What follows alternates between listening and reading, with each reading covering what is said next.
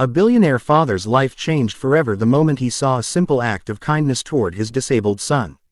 For years, Richard Montgomery, one of the richest men in the country, had been trapped in grief and guilt after the accident that left his 10-year-old son, Lucas, unable to walk without leg braces.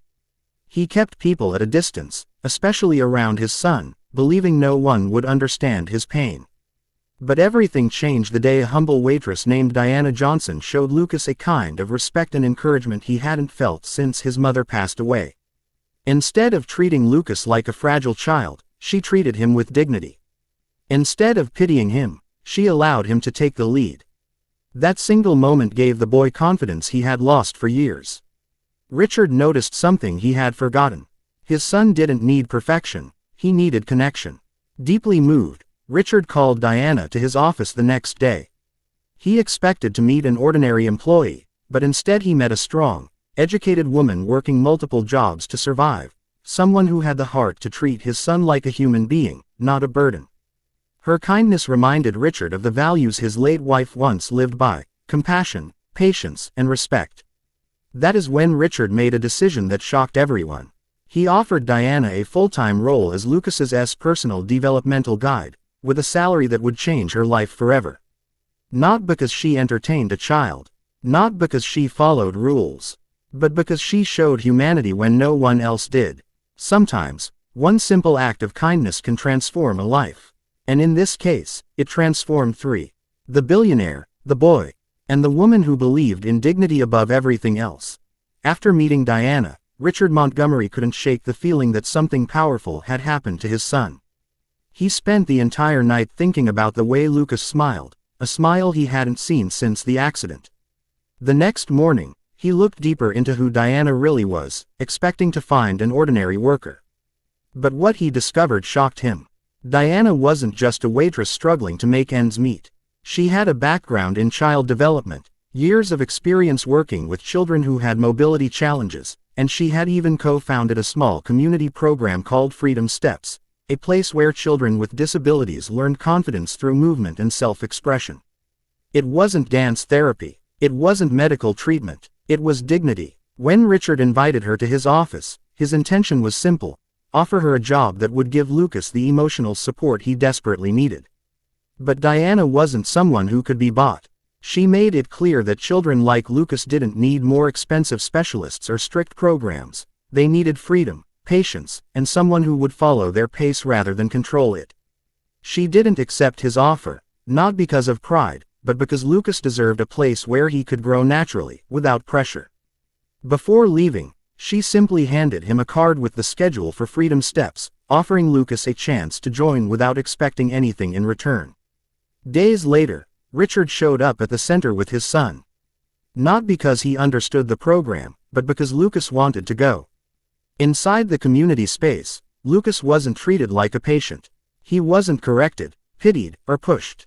He was encouraged to explore, to move at his own rhythm, and to lead his own progress. Richard noticed something remarkable. The environment wasn't built on rules or perfection, it was built on trust. And slowly, Lucas began to change. His confidence grew, his curiosity returned, the heaviness in his eyes began to fade. Diana, meanwhile, wasn't just helping the children. She was quietly developing a bigger mission, proving that emotional freedom could spark physical and mental growth in ways traditional experts often overlooked. Without realizing it, Richard had stepped into a world where money meant nothing and compassion meant everything. And for the first time in years, he felt hope.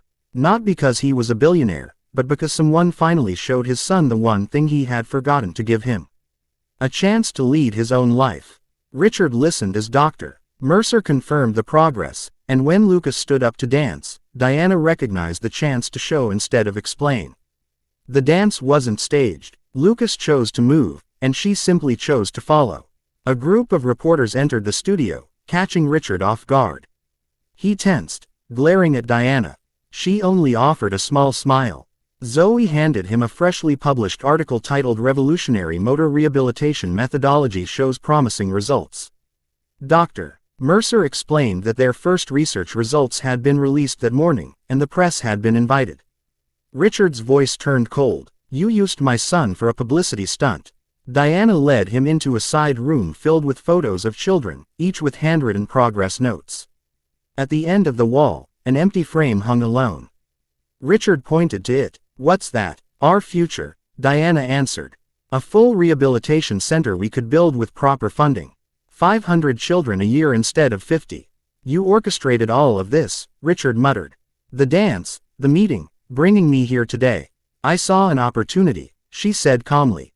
"4 months ago, when you canceled our meeting without reading the proposal, I promised myself I'd find another way."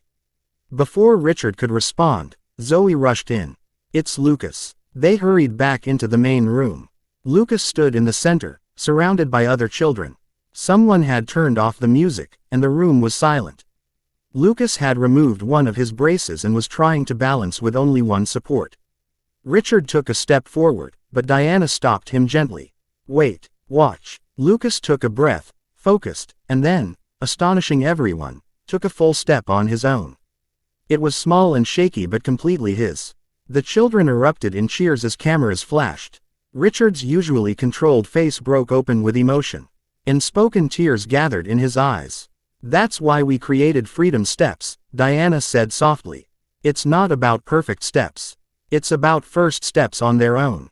Richard watched his son, for the first time not as a problem to fix but as a person discovering his own strength. "This could have been done without manipulating me," he said quietly. "It could have been," Diana replied, "if you had answered our calls or read our proposals." 3 times. Reporters noticed Richard and slowly gathered, sensing a moment. Lucas, oblivious, continued practicing, focused entirely on his movement. Richard Montgomery stood at a crossroads. He could lash out and walk away, confirming his reputation as cold and controlling. Or he could embrace the moment his son had created, one he could never buy. He looked at Lucas, then at the reporters, then back at Diana. Something inside him shifted. A reporter stepped forward. "Mr. Montgomery, could you comment on your presence here today? Is it true your foundation rejected this program 3 times? Richard exhaled slowly, then surprised everyone by smiling. "You know what's hardest for someone in my position," he said loudly enough for all to hear.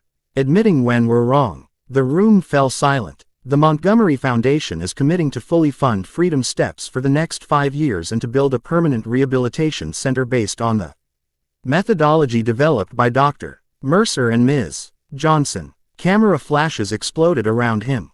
"On one condition," he added, watching Diana stiffen, "that Ms.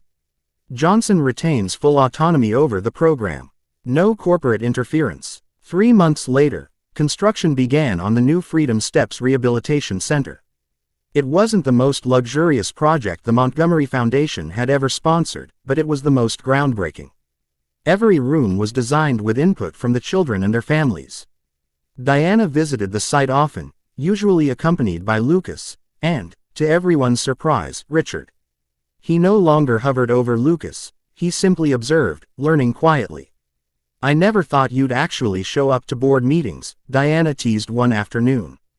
"I never thought I'd be studying neuroplasticity at my age," Richard replied, flipping through a research article covered in sticky notes. "But here we are." Diana studied him. "Is this public image repair?" she asked softly, "or do you really care?" Lucas asked to remove his second brace last week. "I know," she smiled. "He told me. His therapist said it would take 2 years. She was wrong," Diana said simply. "You told me she was wrong," Richard replied.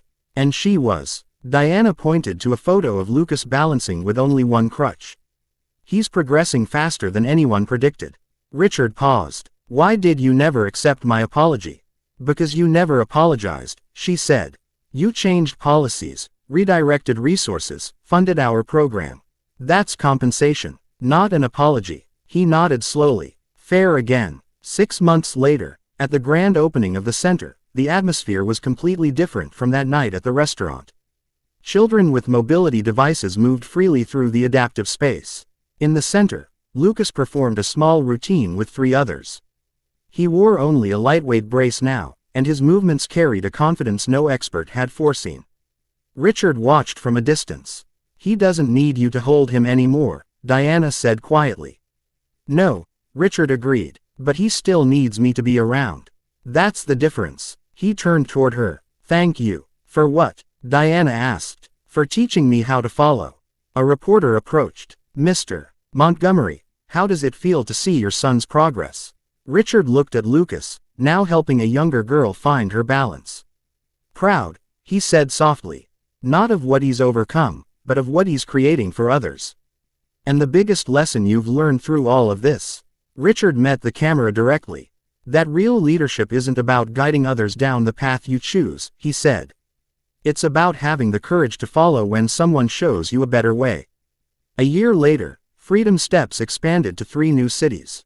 Diana won a National Innovation Award, and her methodology spread across hospitals nationwide. Lucas now used only a cane on difficult days and became a young ambassador for the program. And Richard learned the greatest truth of all, that true power lies not in control, but in knowing when to step back and let others lead. If this story touched your heart, make sure to join us, because the most powerful transformations don't come from wealth or influence. They begin with one authentic step, and someone brave enough to follow.